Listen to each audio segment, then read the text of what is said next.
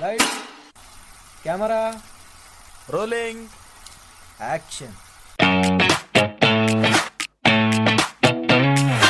Welcome to my podcast, Let's Talk About Verticals, a place where secrets are spilled, stories unfold, and the mysterious world of verticals is revealed in all its glory. Behind the scenes, oh yes. Exclusive insights, absolutely. Eccentric characters, you bet. So pull up a chair, pour yourself something suspiciously strong, and prepare for a conversation you didn't know you needed. So welcome to the podcast Let's Talk About Verticals. And now, let's talk.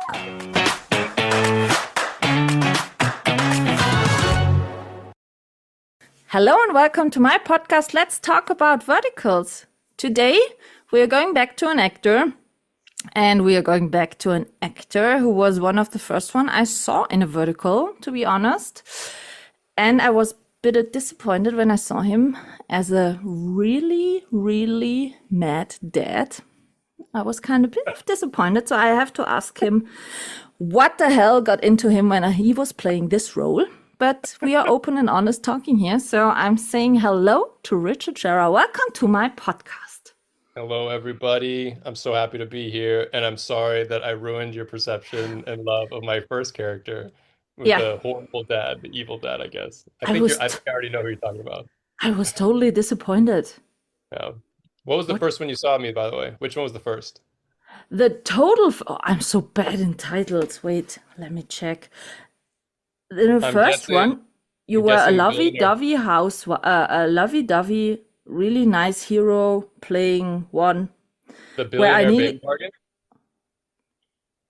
Maybe. I really felt in love with you, but with the second vertical I saw of you, all the plus points were gone. Yeah, I think this the Mommy Don't Cry, Daddy's Sorry. I think that's the one that pissed the most people off. Because like online, everyone was going crazy. They're like, "Oh my God, how does he not know which one's his real daughter? What the hell?" Like, yeah, and everyone was DMing me. Like, really? Nuts. Like, it was crazy. That was the one, because I remember when the first one I ever did was the Billionaire Baby Bargain. That's the one we were talking about. That's the one where Kirby plays the lead girl's sister who's that's it. So that was my first one. I think it was Kirby's first one, and then also Daniela's first one. So all of us was first, even the director. Kirby's first one, she told me she played a death one in Okay. All right. But it was a day player. But I think it was Kirby's first lead, maybe. Well, yeah, so we're all in here together. This is the first time we've ever done it. I mean, I told you before we record, I come from the horizontal space. So I had literally just got done shooting like a guest spot on a TV show where we were at the Manhattan Beach Studios, the very studios that James Cameron built out for Avatar and for like the Mandalorian, Lucasfilm. That's where they shoot there. So I was shooting that, and the very next day I show up on set and it's guerrilla style, lean. They're shooting like 20 pages a day. I was just like, woo, here we go. It's something new. But I love it. Happening? I know it's like, what is happening? But I fell in love with the whole process. And then immediately the Billionaire Baby Bargain went viral. Like, it went nuts. Everybody who I haven't talked to people for like years, even like high school. And they're like, why the hell are you on my TikTok, Richard? Like, what is it? And then I was like, okay, I know this is nuts. This is new. Because no one had really known about verticals back then. And then as they continued to grow, I did another hit. It was Resisting Mr. Lloyd. That was one where people recognized me again. But man, like I didn't know like super hit until like Mommy Don't Cry, Daddy Is Sorry. That's the one where I was getting stopped everywhere I usually went to like do errands in the city here in LA, like normal stuff. And then people in the counters, when I would check out, the cashier would go, really? They would stop and like look at me. I forgot. You are the bad guy. They're like, hold on a second. Do you like not know who your daughter is? And I just start laughing. And I'm like, yeah.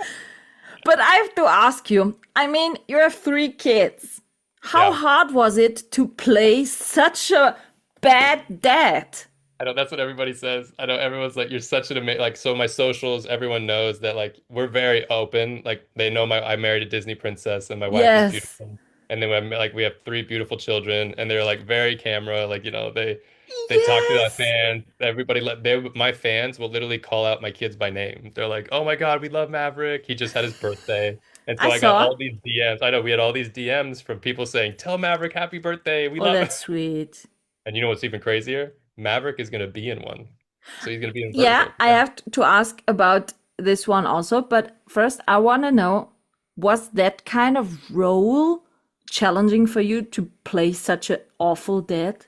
It's not challenging. I would say it's just like opening up a part of, I mean, I don't know how actory you want this to get. I mean, there's like people who would love to like, talk all for like hours about the actor's process and like how they get into it. But especially with that one, I feel like what they try to teach you, especially when you do conservatory training, like when you're actually trained as an actor, is Yeah, they call it like your instrument, is that your instrument is open, that you can actually access stuff that normally in your real life, like me, Richard, I'm like, a good dad, I care about my children and stuff like yeah, that. But there is the potential or your capacity to tap into those different elements. I always use the analogy of a piano. So piano, every single key, you can go all the way from the bass all the way to like the treble. Like from the all of those keys. Most people kind of live in like two different like octaves of like yeah, playing like that yeah. that's their life. Whereas as an actor, you're supposed to open up your instrument to be able to play any octave. So that octave of being a bad dad, of not knowing and yelling and screaming and hitting people, that's an octave in my personal life that I don't use very much. So Yeah, yeah, I was really shocked. yeah. But as an actor, you open up yourself and you open your instrument, aka if we're going to keep the analogy of the piano, that all of a sudden you have the ability to play down here in this octave that I don't do in my real life. But Yeah. you can actually exist here and play and create art with those octaves of the piano. Okay, and we have to say Samantha Drews did a great job. I know, Also, like what was the name of the child actor? She did also the- so so great. April is the name of my real daughter, the one who is getting like thrown down the stairs, the one who Yes, took yes, the yes. cake and squished it. I meant her. Yeah, yeah. I think she was only like 4.5 years old, or like almost 5 at the time. Like phenomenal. Like she was like, it's All these in all Russian, the face the impressions and Russian, the, emotions, and I was so whoa, what the heck? these Russian girls come out of the gate acting. It's like Stanislavski. They're already like born with it. It's in their blood. And so yeah, because she was so young, and when she would do her scenes, she rarely ever asked for line. Like she knew her lines and would do them, and all of a sudden she's doing, and I'm like right off camera, and I'm like, oh, she's amazing. I was like, she's so good. Yeah, You yeah. were her biggest fan, I huh? know. I was a big fan. Yeah, and so it was. I've talked about this a lot too on some other podcasts, but like the entire atmosphere of a set, I actually take very very prideful. I'm very prideful when I say when you're like number one on the call sheet, it means like you're like the most important person on the call Yeah, sheet or whatever. yeah. I feel like there's a responsibility when you're number one on the call sheet, like to have the tone of the set. And so I loved actually making sure because it was so intense and like sad and everyone's crying like every other scene that I wanted to make sure that everyone felt happy on set. So once the director would say cut, I would crack jokes. I would tell the little girls like something stupid to make them laugh.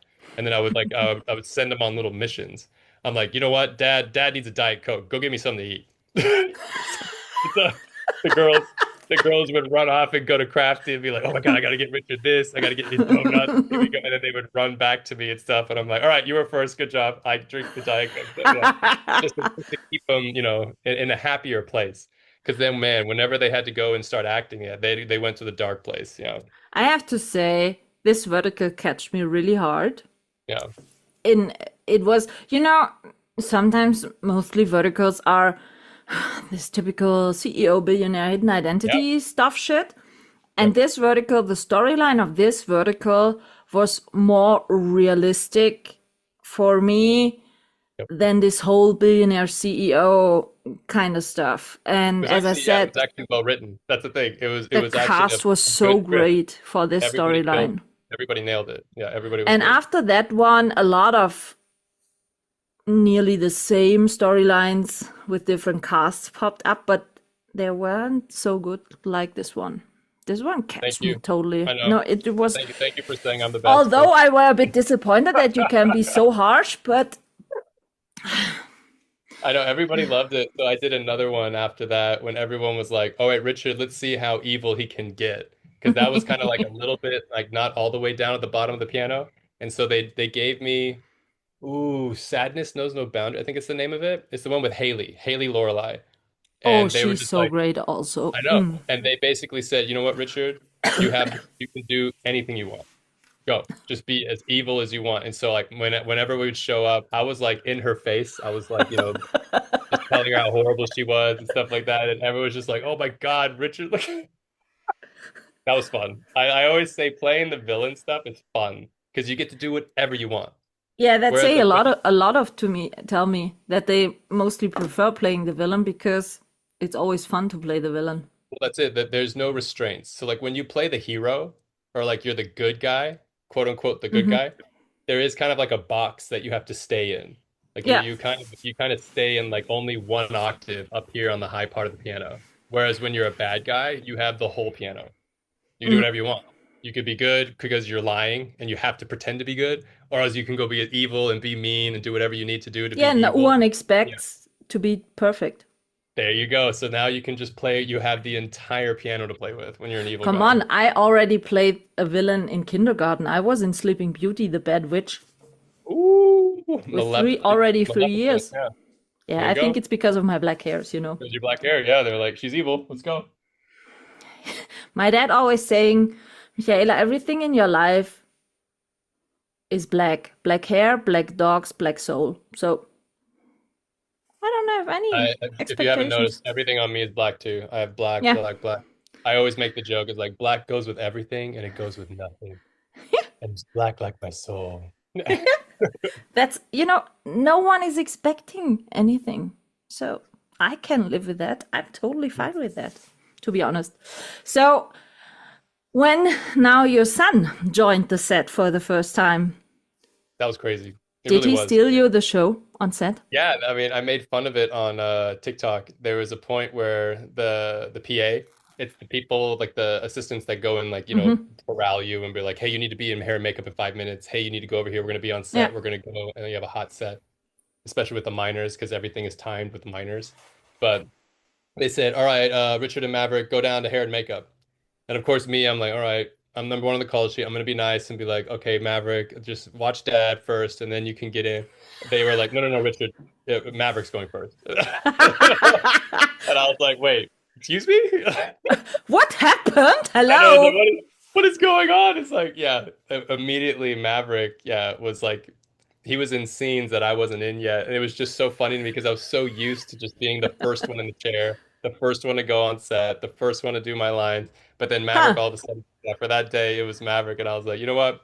If I was ever going to bow out to someone, I'd rather it be my son. So yeah, but Maverick had a blast. I mean, how is it not hard? Like it's very hard to not enjoy a set because you basically get treated like a god. Like, you Yeah. have your assistants, they get you whatever you want. They always ask, "Hey, are you ready? Are you okay? Like, do you need water? Do you need food?" And Matt, because and so he's so young, Maverick, he had no idea that you could just He's go to 8 an area. now, right? Yeah, Did I he's saw 8 that now. right? So Yeah. that you could go to a part of the house and it's an entire section of a table of just food, just waiting for you.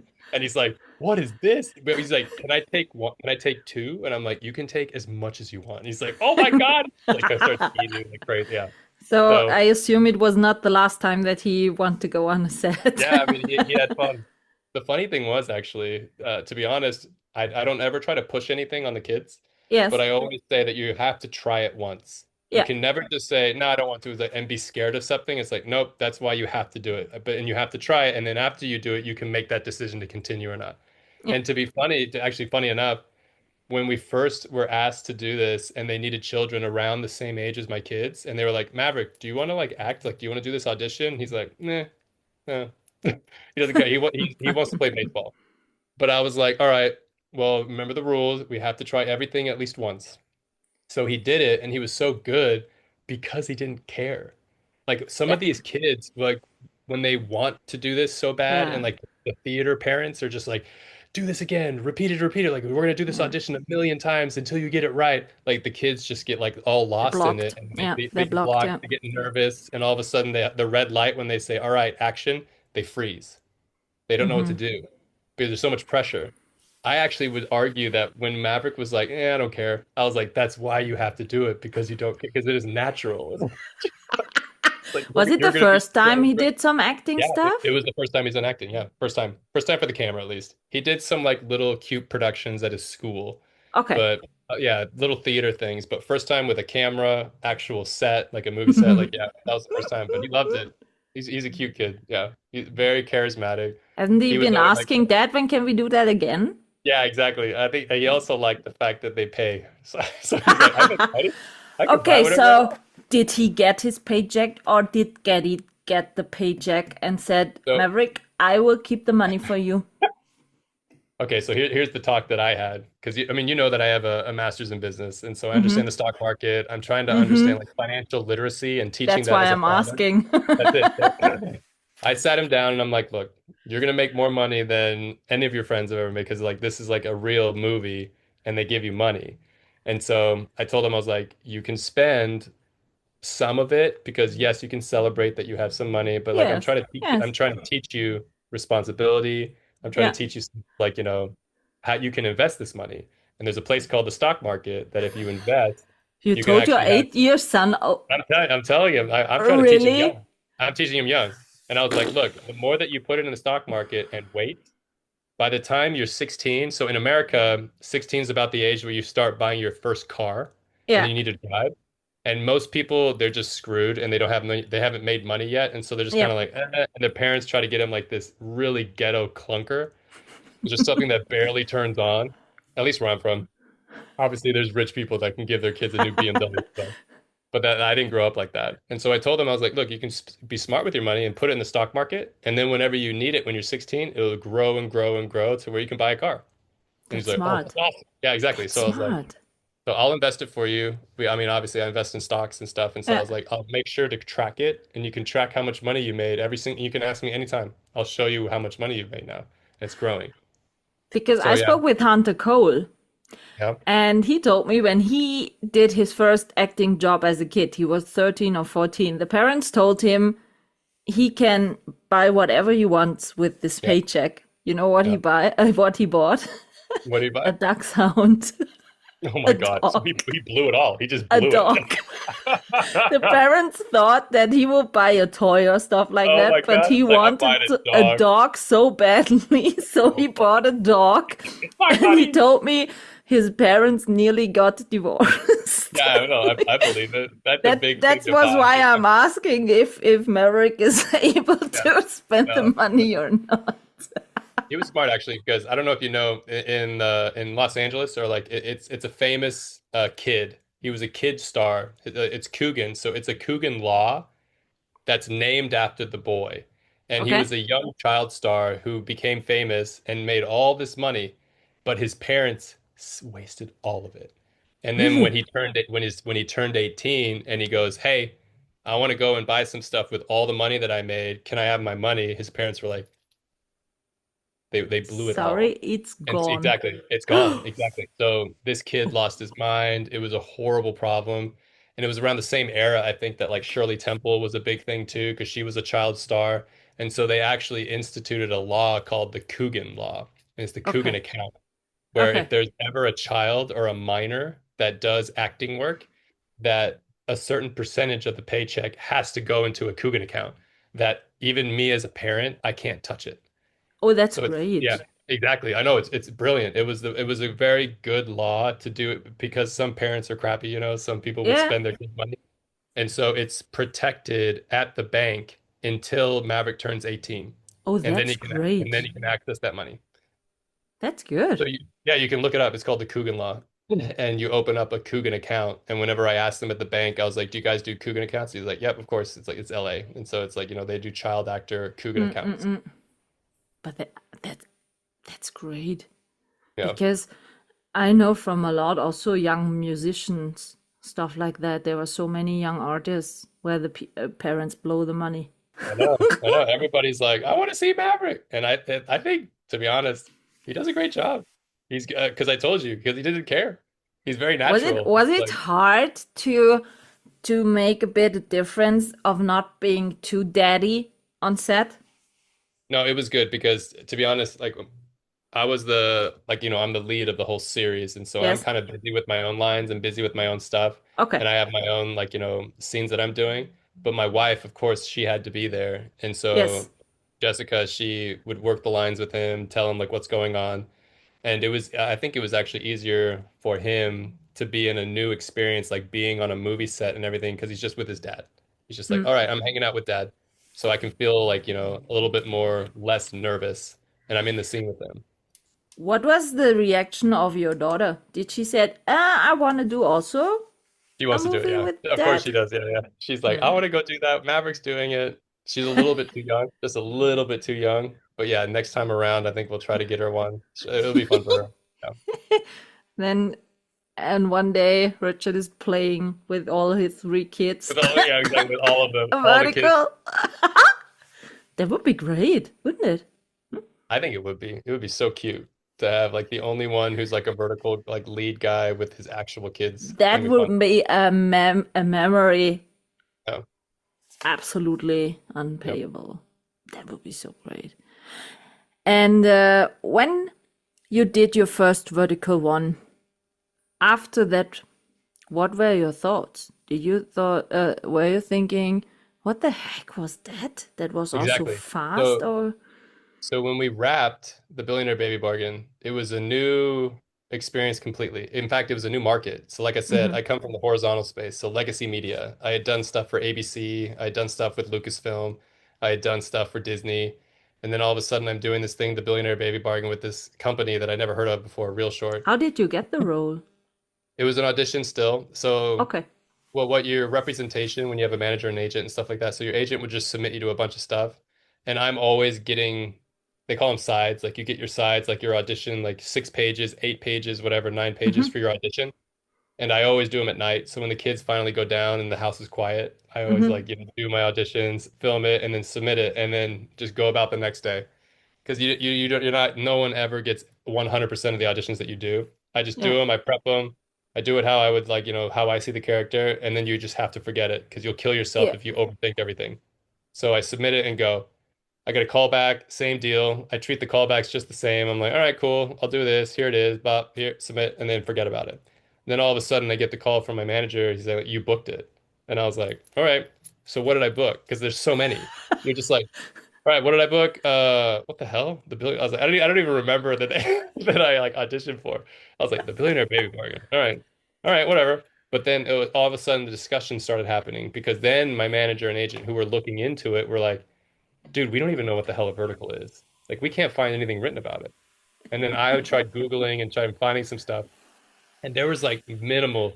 Like, there was one Forbes article that was written about verticals kind of like, of course, like snooty. Like they were looking down on it, saying it's like, cheap, like in media.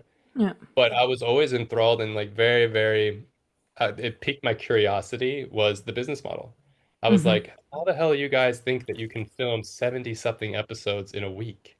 I was like, this is nuts. And so I told my reps at the time, I was like, you know what? I'm curious. Like, I just want to say yes because I want to see it with my own eyes. Yeah. And Yeah. then like the moment that I touched down and I fell in love with the whole process. I fell in love with the people. Everyone is just so they operate they operate in this space like a startup. Like everyone is like willing to like, go above and beyond, 12-hour days, shoot 20 plus pages, and Yeah. we were just burning through this stuff. And then the release. It's so crazy how fast that I think that's the if I had to sum it all down to one word, it's just pure speed. It's just so fast. You can create it, develop it, pre-production, shoot it, post-production, release.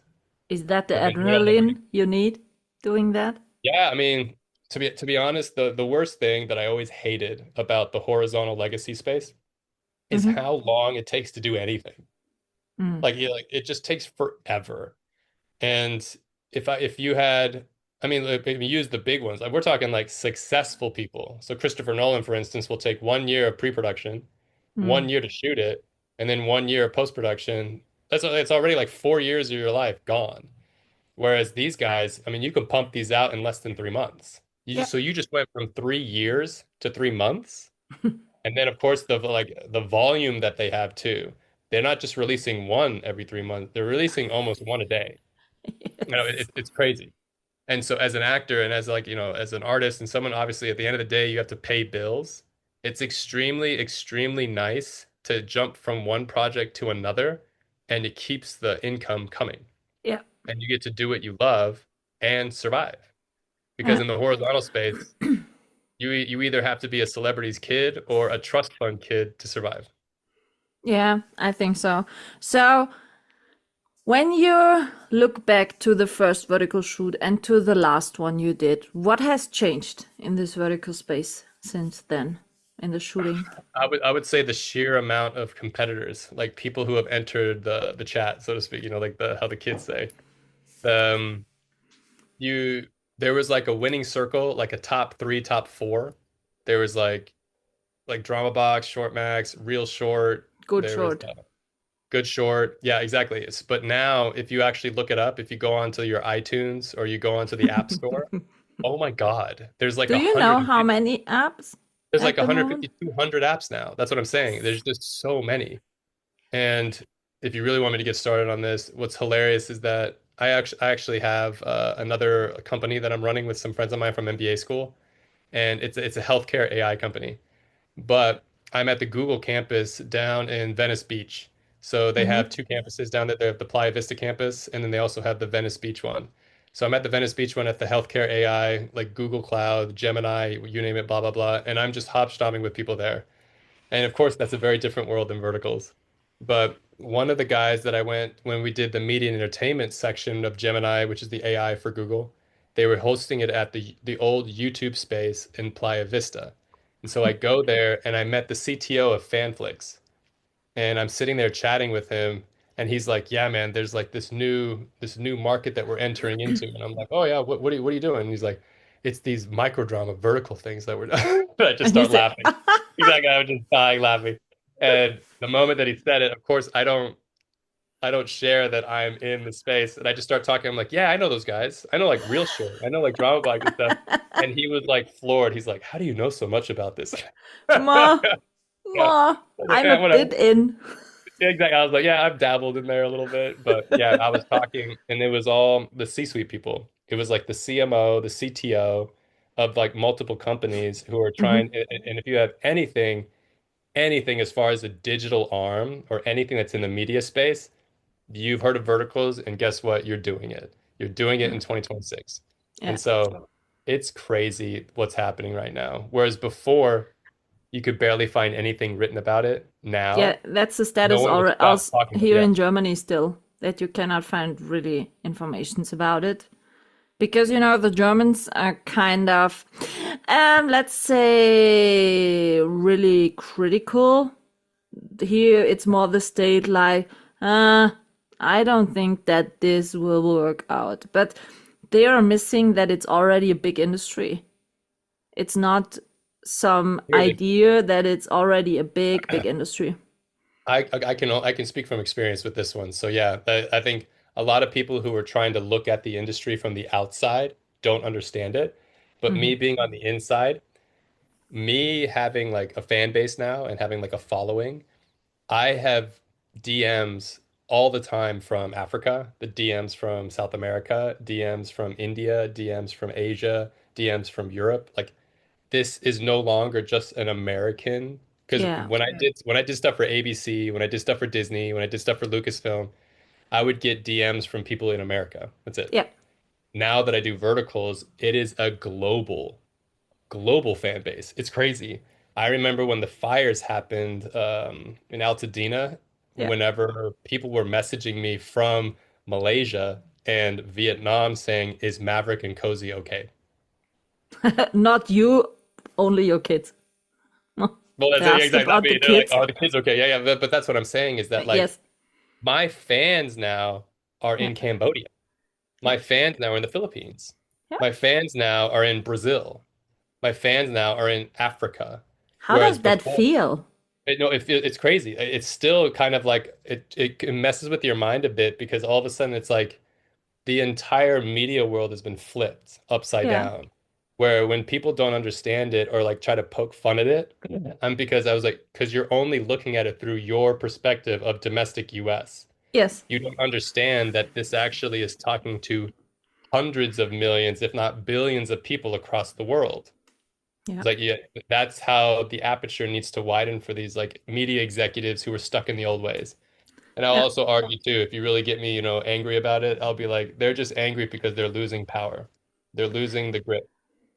Yeah, the German ones are so structured. And I think the problem is actually this pace verticals are going. Yep. German wants to control a bit more and check 5, 6 times, They're not so openly to take a risk, the Yep. German ones.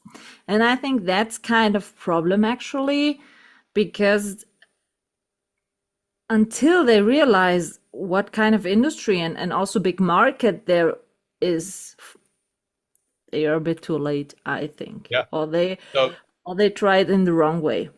So you have a business background, so you actually understand this, that I don't even need to attack that mentality with an artistic sword. I can attack that from a business one. Yeah. Whereas when you're a lean startup and you're a new company, if you're too afraid to make any moves and enter the market, you're gonna die. Exactly. Yeah. Like you have no money left. Like you're gonna burn what little capital you have, and then you don't learn anything from being the product market fit of entering a market, and you Yes. just die and no one listens to you.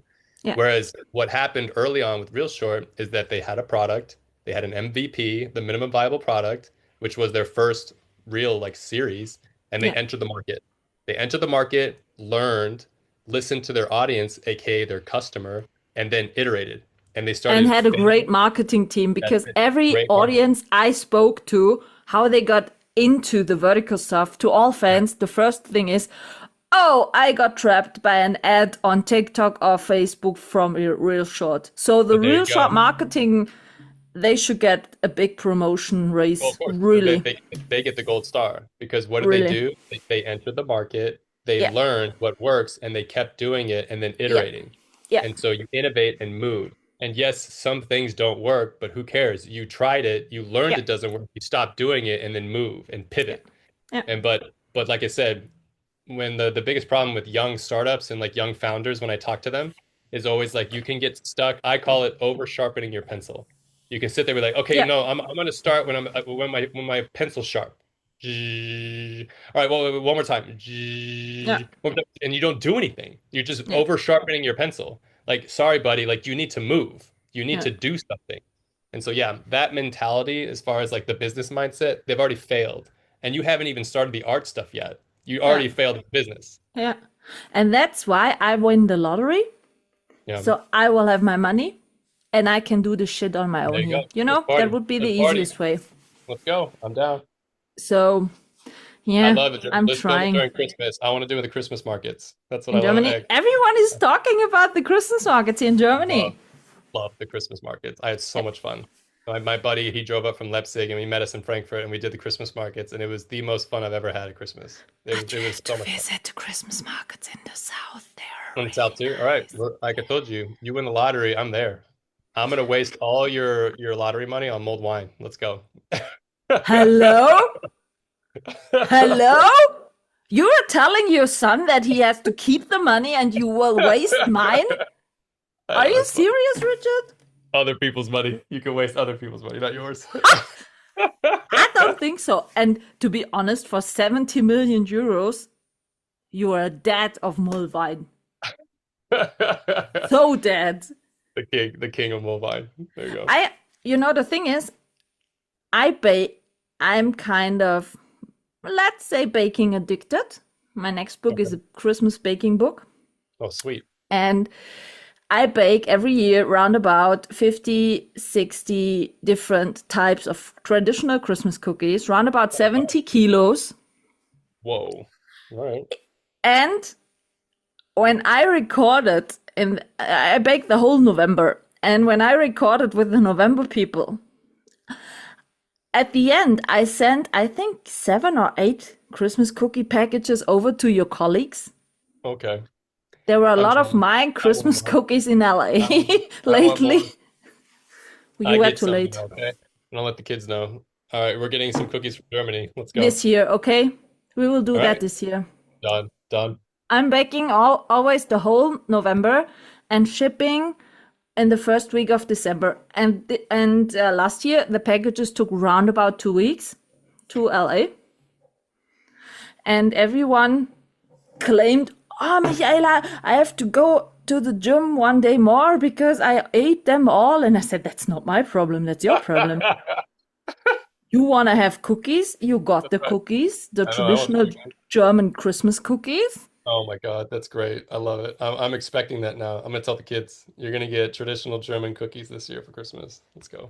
Yeah, mark it in your calendar. You have to contact me about Okay. this in November. I'll contact you every day of November. I'll be like, "Excuse me, did you make No, it yet?" no, I'm posting. Listen, I'm posting.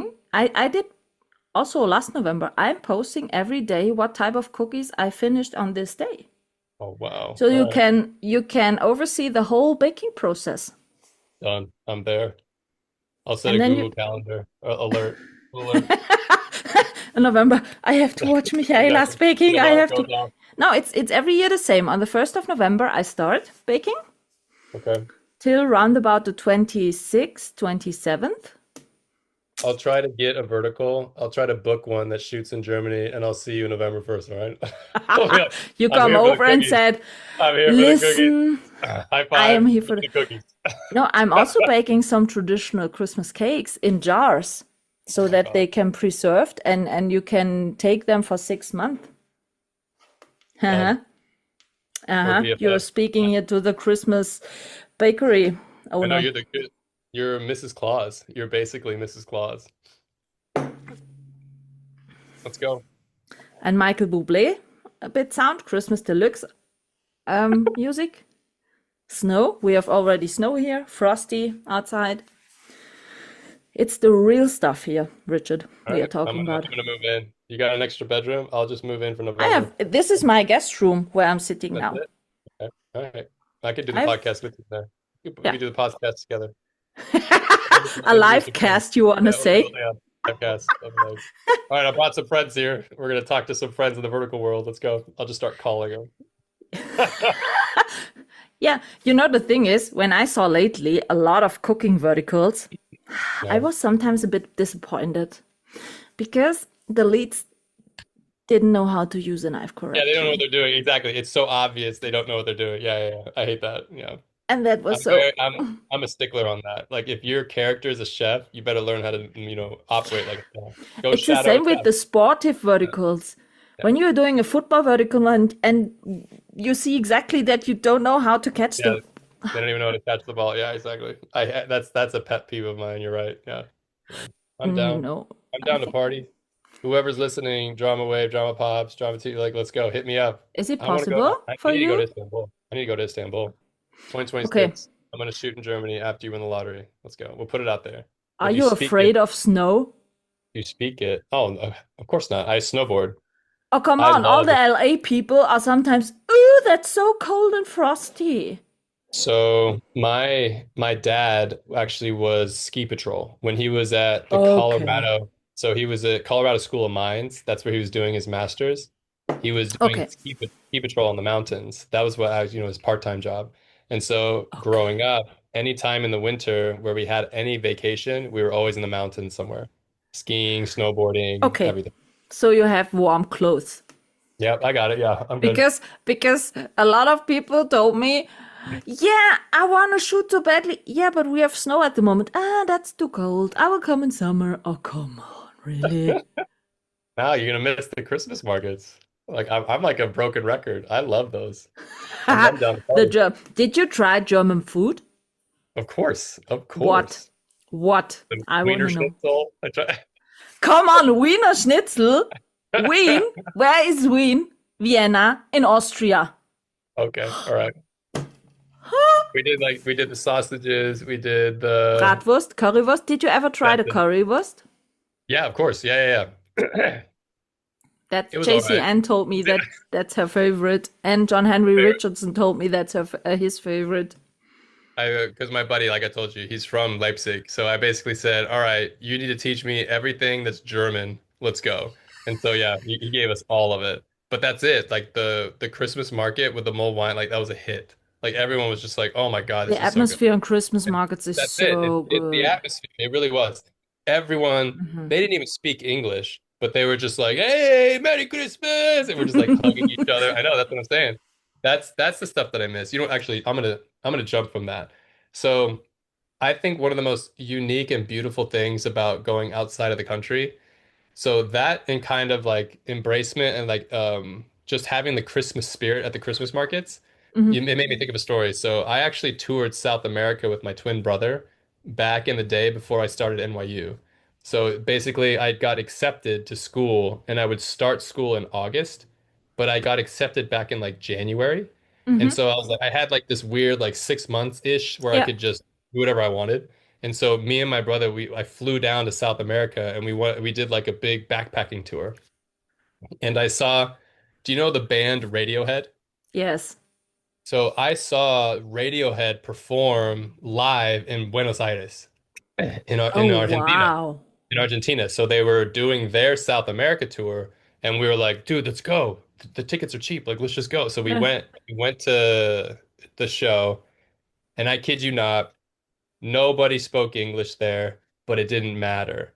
I was singing, we were dancing. It was the most beautiful time I've ever Big had party. at a show. It was a big party. And Yeah. guess what? There were no phones.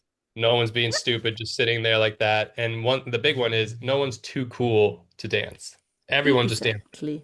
But like in America, I always hated doing concerts in America because one, everyone just sits there with their phone, or two, everyone's too cool to dance. And if you try to start talking to your strangers like next to you and stuff like that, people get weird. And so they're just like, yeah, like no, like I paid too much money for this. Like I just want to like watch. And it's like nobody really has the experience anymore. It's not a collective experience. And so I pretty much I I ruined concerts for myself seeing Radiohead in Buenos Aires because I basically say everyone sucks. Nobody can do it better than the Argentines. So, yeah. No, but that's exactly what I meant with Michaela Soundgarden. Yeah. There you go, Just the Soundgarden. That's exactly it. live the moment, enjoy the moment, and memorize it. It sucks because it should be that simple, but yet because it's so rare, I to this day I always talk about that story. Mm. It shouldn't be so rare that you can actually meet strangers and have fun and have a beautiful experience with people with no phones. That should be every day, right? But it's not. And because of that is why I tell that story and everyone's like, "Wow, that's so cool." And that's the thing. I was like, it shouldn't be that cool. It should be normal, Yeah. right? The motto of Michaela Soundgarden is where music connects people. Yep. It's true. It literally is the universal language. You Yeah. don't have to speak German. You don't have to speak Spanish. You don't have to speak Portuguese. It's just music. Yeah. Okay, I see. So you have also to visit my Soundgarden. No? Done. I told you we're gonna I did party. one. I did one totally special one. You know, when I did, the idea was when I was studying, I lived with two men and I. We had we were roommates. So and two of Yeah. them were playing the guitar, and I had singing lessons back in school. So we did always some jam sessions in our living room. And when we were finished with studying, and everyone goes their own way, I was really missing that. You know, Yeah. sitting together, doing some jam sessions. And then on a birthday of mine, these two guys were standing in front of my door with the guitars 5 or 6 years later and said, yeah, we want to visit you. They were now 3-4 hours away from my home, but on my birthday, they came back. And at that Oh, point, I lived in an apartment with a really big living room. I think 40 square feet was the living room. It was really big. And we did a jam session. I said, oh, I miss that so much. And then we decided, okay, let's make a sofa concert in the winter for our friends. Okay. And then the winter came and we didn't find a date which fit. And I was like, yeah. shit. And then in April, after that, I moved into this house here.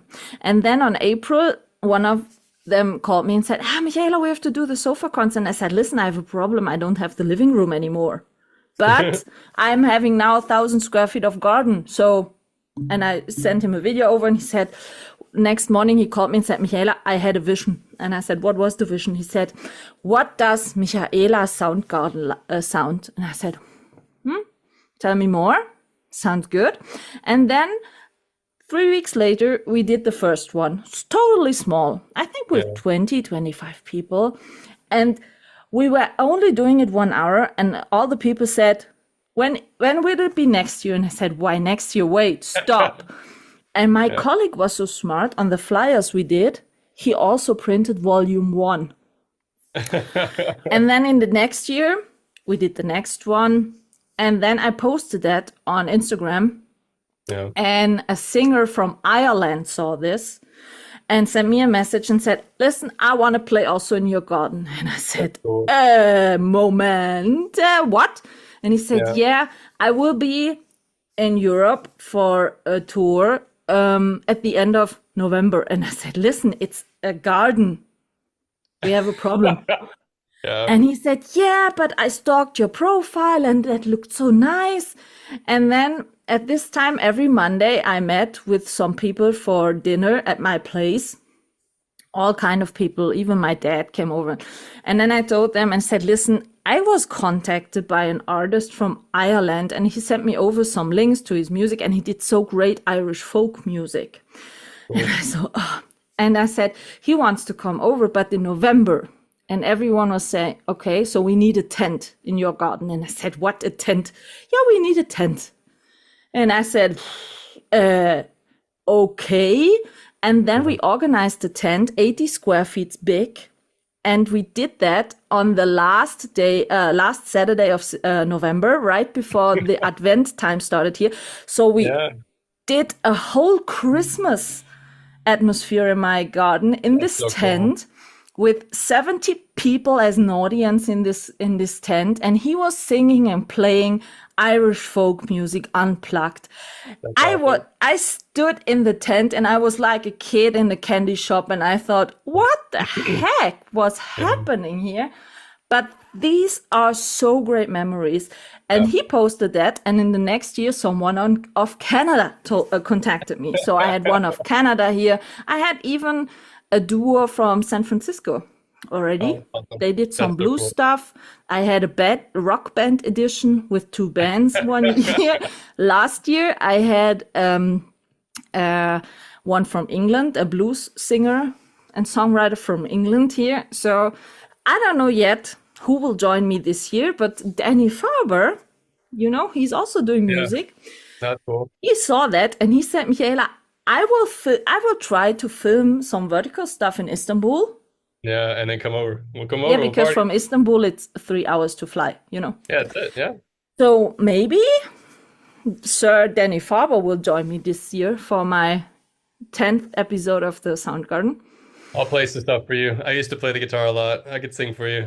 Give me like 3 songs and I'll play a set. But it's on the 4th of July this year. Okay. So I'll be there. That's a date for this year. just you want to know to make all the plans around. All the plans, okay. Yeah. Okay, so we have to get you over to Europe for shooting. Okay, done. Okay, yeah. Next goal. That to-do list is growing. That's really growing. It's getting bigger. Sheesh. What would be a dream role for you to play in a vertical? I think a dream role. Dream. It would actually be a project that I wrote and a project that I produced and also a project that I would potentially direct. I think that's the dream role, is that there's a plenty of stories that won't leave me alone in my head. It's like James Cameron's famous story that he had the dream of Avatar when he was 19.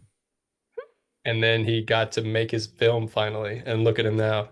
Yeah. I feel like every artist has like the creative spark that got them interested in this world to begin with. And I feel like mine has a couple of stories that are still mulling around in here. And like whenever I put them in like on paper and have the ability to actually produce it and star in it and then direct it myself even, I think that would be a very, very big dream come true. More the villain one or more the nice one? Well, this one would be definitely like the hero, the hero's journey. It's almost like the Luke Skywalker or the Indiana Jones or like The the Luke Skywalker for the vertical world, you want to say? yeah, That's a yeah. good title for the episode. Richard That's a yeah. Sharrah, the Luke Skywalker for the vertical world. Yeah, Big. that's good. Check. Thank you for the title of this episode. That's good. That's good. Richard, I'm asking in every episode on the end a 5-question quickie. Let's go. Go. Shoot. So, what's your favorite dish? What do you like to eat? There's a famous dish from Peru. Actually, my mom is from Peru. She's from South America. So Oh, not many people okay. know that I'm actually half German and half Peruvian, South American. Half German? Yeah, so my dad's bloodline is all German. That's where I Do you get my speak height. German? Oh, of course. I wish I did. I wish. Minus I know. point on that. Horrible, Okay. horrible. I need to go back to the motherland though. I need to play in the sound garden, and then all of a sudden I'll be able to speak German. Yeah, that's But good. there's a famous dish from Peru called lomo saltado. If you can find a Peruvian place, or you can Google lomo saltado and make that, it's the best dish in the world. I What love it. what's It's what the amazing. ingredients It's around? everything. It's like peppers, onions, it's got French fries, and it's like this amazing sauce that they put on top that I call crack sauce. You can never put enough of it. There's a place in LA that is famous for the lomo saltado that it's kind of like a hole in the wall. People don't really like know of it until I take them, and they're like, "This is the most amazing thing I've ever had in my Is life." it And spicy? it can be. Yeah, you can make it as spicy as you want it to be. Yeah, But I'm not the oh my God, spicy it's so eater. good. I'm It's not so the good. So spicy if you ever came to LA, I'll take you straight there and we could have some lomo saltado and you'll be like, this is eater. amazing. I So, love it. okay. Okay. What is your comfort movie? What's a movie you watched, let's say, 100 times?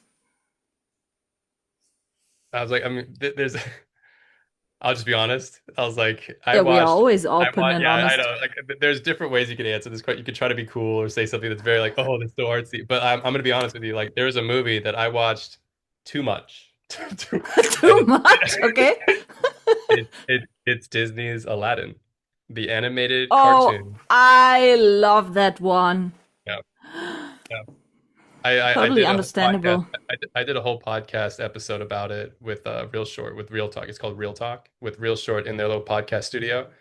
And I kid you not, I have pulled from that story in my life probably a little too much, too much. I literally went out and found a princess and I married her. Can you So fly? yeah, exactly. Okay. I've got a magic carpet. Shh, don't tell anyone.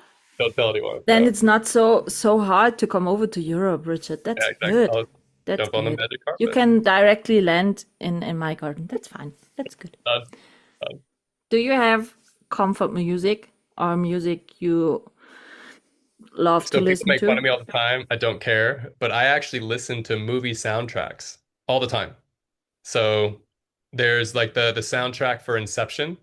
Yeah. But, like there's different moods that if I want to be in, especially on set for different characters, I find music from other movies and soundtracks to Yeah. actually put in my ears right before I do a scene. It gets you in the right mindset and the mood. Yeah. Like nothing can take you to a different where you go. We're gonna go back to the analogy on a different octave on the Mm-hmm. piano faster Mm-hmm. than music. So Yeah. music can make you jump. And so you want to hear something crazy? So when I would ride the motorcycle a lot in LA, when I was zipping on the 405 or the 110 or like the 134, I had Inception music from the soundtrack in my ears when I was driving the motorcycle. Oh my God. You were like, I feel like I was in a movie. I was just like zipping through like with Inception soundtrack. I felt like I was in a Christopher Nolan movie. It was the That's most great. intense and the most amazing feeling ever. So now when you're on the Autobahn and you're going over 150 miles an hour, put the Inception soundtrack in. Oh, game over. I have to check that out. I have to check that out. Mostly I'm listening to music when I'm walking with my dogs in the forest, when Okay. it's normally totally quiet. Yep. I hear sometimes really classic music stuff, There you go. but when I gave lectured at the university and was talking about some technical stuff 2.5 hours, I totally need to hear Foo Fighters or stuff like that when I'm driving home. You need to decompress. Exactly. You just need to like wipe Yeah, the it canvas is. clean, the It chalkboard. Yeah. is. Okay, last 2 questions. First Okay. one, if I would come to you and say, Richard, listen, I'm new to this vertical stuff, I want to start watching it, which one of your shows I should have definitely watched? The first one, like literally, what a lot of people will DM me and say, Richard, your The Billionaire Baby Bargain is what started me in verticals. So I was like, all Oh, right, like, yeah, I literally get told that all the time. And so okay. they'll watch The Billionaire Baby Bargain. And if you want to get angry and see me be a bad dad, watch Mommy Don't Cry, Daddy I'm Sorry. That's the one that a lot of people they got worked up about. And then oh man, like and seriously, the one that will release, the one with my Yeah, son, yeah. it's unique. It's beautiful. We found the Shirley Temple reincarnated. Oh, Shirley that's Temple great. 2.0. That's great. Yeah. Do you So watch your verticals by yourself, the whole shows? no, I don't. No, my wife does though. My wife loves them. She But thinks you they're great. surely will watch the one with your son, huh? Exactly. I'll definitely watch that one. That'll probably Yeah. be the first one to watch to the complete end. Okay. There's certain scenes and there's certain well, I guess the best way is like there's certain scenes of different shows that I'm like, oh, I have to see how that turned out. Oh, I Yeah. want to see how this turned out. Yeah. And so that's just me being curious. But yeah, you're right. I just don't have time. I'm so A busy. I'm always movie, a working. I wish I could movie. just watch it from the beginning to the end. I need to Yeah. watch one. Yeah. So last question, which genre you want to see more on you, maybe in the vertical stuff? Action, adventure. Like that's what I was telling you about. I was like, I feel like there's a beautiful like ability for me to play with like my brand. Like everyone knows I'm a dad, but I Mm. can mix it with action and be like Liam Neeson in Taken, where someone takes my daughter and I'm like, I gotta find my daughter. And they go out and like shoot people, go fight people. I think that'd be a great blending of the Fast genre. motorcycle, huh?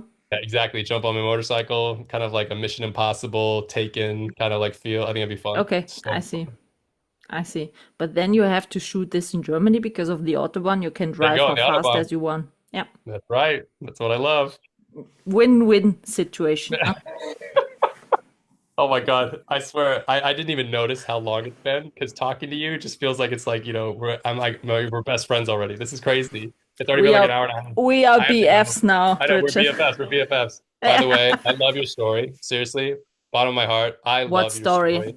I love the tats. I like you literally inspired me. Like I want to get my own now with something like that. That's with you. I And know. then your wife gets angry with me and she Yeah, said, yeah. "What did you tell Richard? He Like wants to I'm get trying the to live my tattoo." life every single day as if it was your last.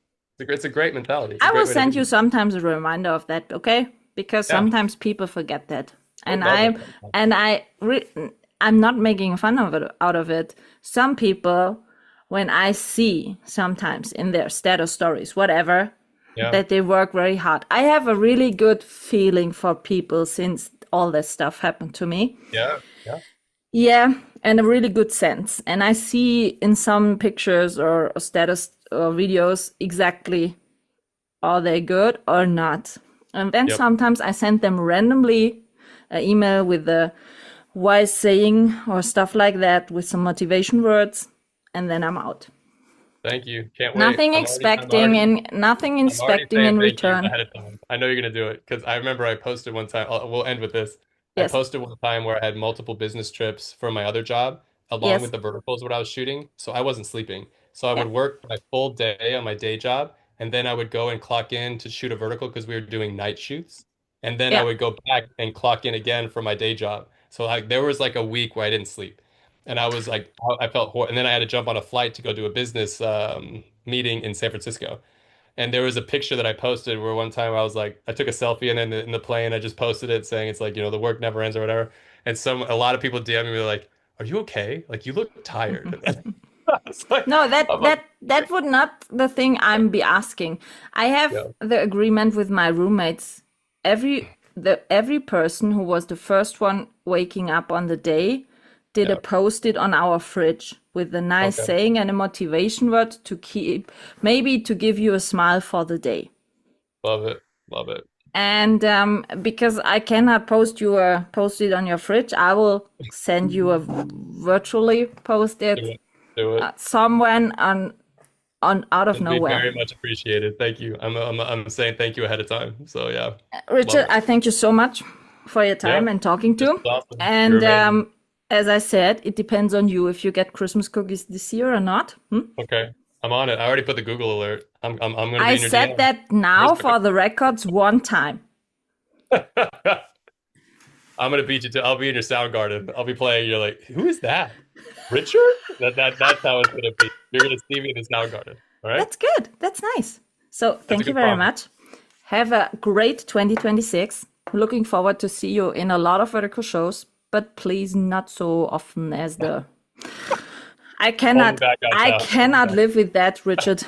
To be honest, I had enough I'll drama in my yourself. life. If I do another evil one, I'll be sure. Like, don't worry, he's not real. Or He's not give real. me a short message before. Listen, Michaela, I'm not sure if you want to watch this. Nah, it maybe destroy your opinion. There's a lot of people when they see me on a thumbnail, like the poster, they're like, "Oh God, I'm gonna laugh and I'm gonna cry." They always say like, "I got to get my Kleenex."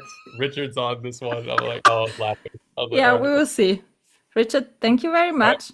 Have a great day. It's Of course, not of so course. late at your All right. place. Yeah. Everybody listening, love you so much. We'll see you soon. All right. Bye. Bye. This is a wrap on this episode, and I hope you tune in again.